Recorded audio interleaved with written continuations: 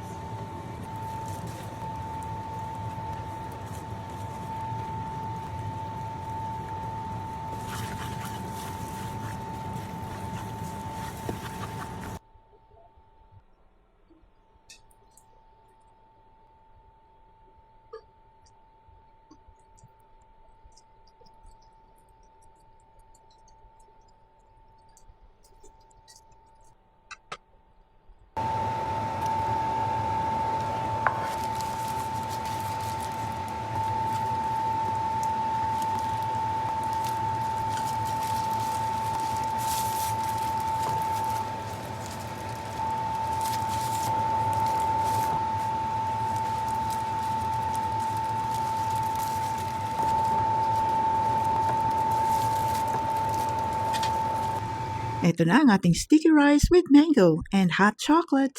Simple, masarap at nakakabusog. Kain na tayo. Bon appetit!